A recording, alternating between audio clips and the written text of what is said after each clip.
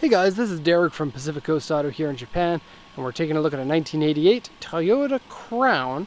This one here with a special interior package for bench seat and column shift instead of the regular bucket seats with floor shift automatic.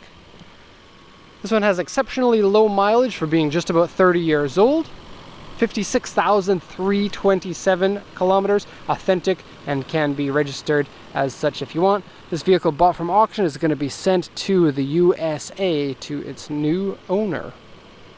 And so the vehicle is quite weird, not weird, quite awesome. I love these Crowns, very good vehicles. Comes with an inline 6-cylinder 3-liter, that's the 7M engine, same as the NA Supra in the USA, and so parts are going to be easy to find. Coolant and oil both look like they're in good shape, and then the timing belt was changed at just 35,000 kilometers in 2012.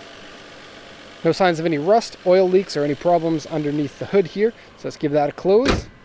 We'll go over the condition of the body, and I love the interior here, and the back seats are electric. You can move the back seats forward and back. Love when they do that on back seats. Okay, so auction sheet first and foremost, and it's raining. I'm sorry, it's going to be a little bit difficult to see the condition of the body, but today we must shoot in the rain. Okay, so here we have 1988 Toyota Crown Royal Saloon Column Automatic. I believe this is the highest level available for the Crown, is the Royal Saloon for this generation. 56,327 kilometers, auction grade 3.5, interior and exterior B, original white color, automatic, one owner. Purchased from user, one owner for 29 years. Holy smokes. Column shift automatic with bench seat, cool. And no smoker's box, whatever that means. But the car hasn't been smoked and smells so nice inside. Interior dirty, scratched, seat wear. Exterior has some paint fade. Now you won't be able to see it because it's wet. I did see the vehicle when it was not wet, and it has a little bit of fade in the back, but it's not really that bad. There's no peeling, and any of the fade seems to be something that you would be able to fix by giving it a correct body coating. And that's becoming a thing these days, and so I don't think that you have any problem. Get the body coating, pay $400 or $500 to get that done. It's going to look superb. Also get it cleaned up because the vehicle is pretty dirty on the outside. So yeah, seat rip, underside surface rust and painted, wheels scratched, door mirrors scratched, various scratches and dents, and then the body here has medium scratches on the front bumper. Hood and the roof both have U2. Now I couldn't find the U2, which is a medium dent on the hood or the roof, and you probably won't be able to see them either because they are so tiny, if they're even there. Couldn't find them. Very, very weird. Okay, and then paint cracks on the rear bumper. Let's see if we can see that. So we have some scuff along the outside there, and as you can see, super duper dirty. I gave the car a wipe down in some areas just because, like, when it first started to rain, it was like taking all the dust and accumulating it, and so it looked really bad, so I gave it a bit of a wipe on the upper surfaces. Okay, so let's go once around here. I have to say I love the styling of these, and being a Japanese car, they're going to be fairly reliable. The 7M engine with the turbo, it tends to like going through head gaskets, but without the turbo you're putting less pressure and less heat in the engine bay, and so you probably won't have problems with head gasket with that one. And I do question too about the turbo ones with the head gasket problems, because you always have to wonder about people when they're talking about cars, because people who love cars tend to like to know things about cars. They like to be the guy that knows about the cars, and so they spend a lot of time reading things on the internet, and some of the people on the internet are crazy. And if you listen to them and you agree with them and you repeat it, you could be perpetuating stereotypes about cars that don't actually exist. And I think that there are a couple of examples. The 7M engine may be one of those. In order for you to know for sure, you would really have to be a mechanic that has dealt with 50 head gasket blown 7Ms.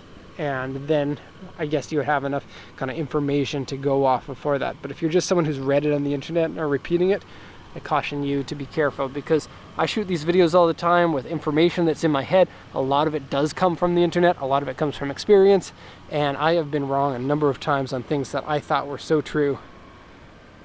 But that's what the comment section is for. If you find something wrong, then make sure that you tell me about it, because I don't want to be that that guy that's telling everybody the wrong information about cars. Okay, so body condition, you probably could already see literally no dents on it anywhere. Any of the scratches are really mild. For the age, it's remarkable. Window gaskets are nice and clean. It looks good with the original 15-inch wheels. And this is kind of a special car that looks really good with the original 15-inch wheels, really good with aftermarket 18-inch wheels. And most cars are going to have one way or another that tends to look better. This one, I think, is fairly unique in that respect. Tires are almost brand new, even though they're a 2012. And let's talk about the lights. This one lights up. Of course, this one and this one do. This one's a fog light. And I think that the Royal Saloon has those special fog lights as a 3-piece instead of a 1-piece. So it is only one bulb in there, but see how it's separated into 3 chunks? I think that looks killer, and I haven't seen that on the Crown before, even though we've bought a number of them. Okay, and then original mud flaps and front lip spoiler. That's good looking, and mud flaps are good looking, even though we're not really looking at them. There we go. Good looking. Good looking. They don't say Toyota on them. I love the ones that do say Toyota though. Very cool. Crown.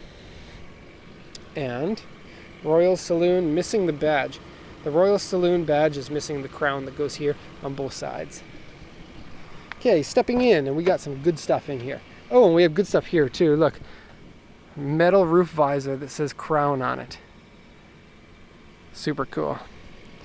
Door cards are nice and plush with real carpeting in them at the bottom, and then this is very nice material.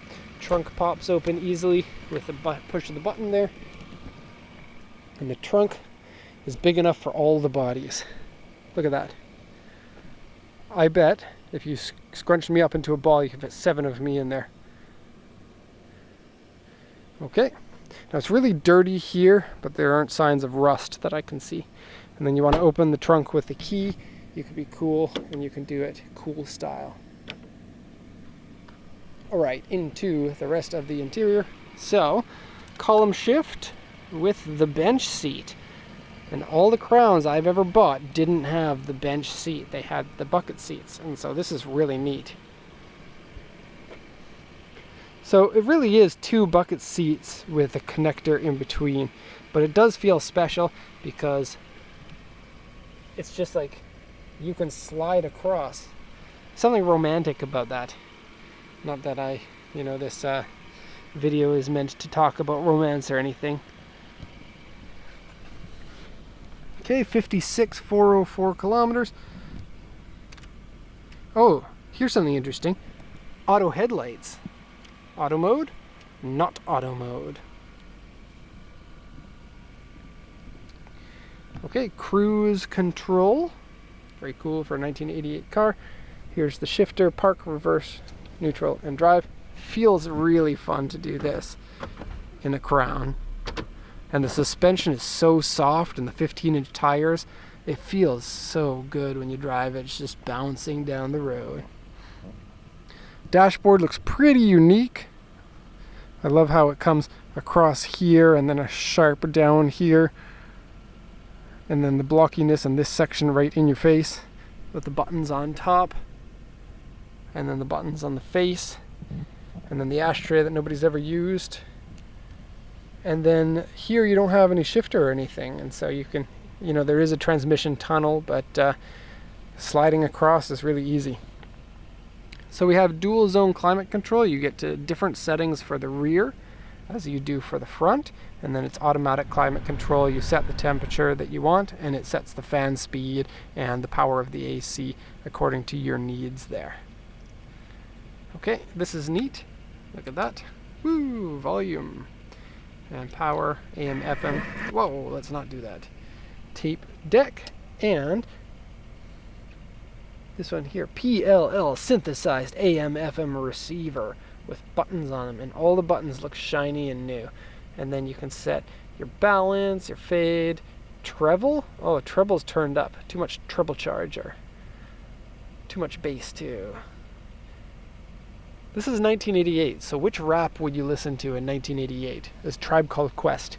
And so you turn up your bass, and it's funny, Tribe Called Quest is very not bass heavy. It's so much treble that you have to retune your stereo to listen to it properly. Okay, economy and power, and when I got the car it had the economy button on, and so the person who drove it before wanted the economy. We got extra glove boxes, one here, and little spot to put something there.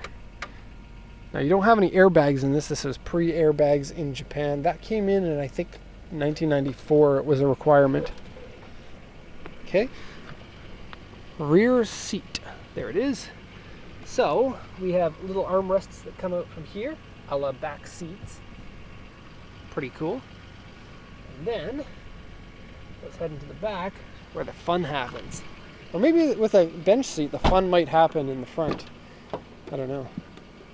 So in the back, you get your door cards that look very similar. They have ashtrays here for your ash that you don't have in this car. Seats look cushy and nice. Pretty regular looking seats, but when you get in the back, you notice a few really cool things. Seat belts are nicely tied up. This looks cool. Put this down, and you have a little box in here. And then you can set this to different locations depending on what you want to store in here. So that's neat. And then watch this. Here's the fun part. I know everyone's waiting for the fun part. The back of the seat here, and I've never seen these before. You get your own cigarette lighter in the back. You get audio controls for volume.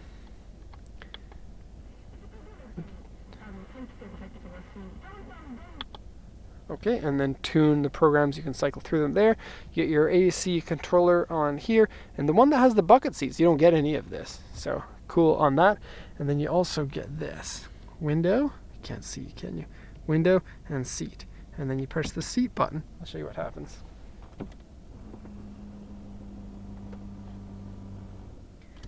Sort of like a Century. You get the seat to go into a more reclined style. And I tested both the seats, they do work. And then check this out, full shag carpet in here. Oh, soft. I bet that's so dusty. I bet I'm the first person since this car was new to ever touch that. That's what it feels like. And vents up here. This is where your rear AC comes out of.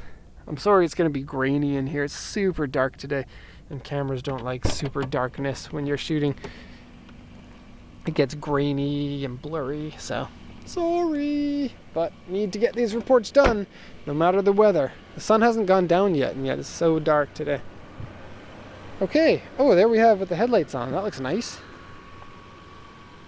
Okay, so 1988 Crown Royal Saloon, rear-wheel drive, very nice. I guess for Japanese standards, large sedan, but otherwise medium sedan. And thanks for watching, everyone. If you have some comments, feel free to comment as many times as you want, like 30 times is okay. And then check out our website. There's a link to that in the description. So thanks a lot for watching, and have a nice day.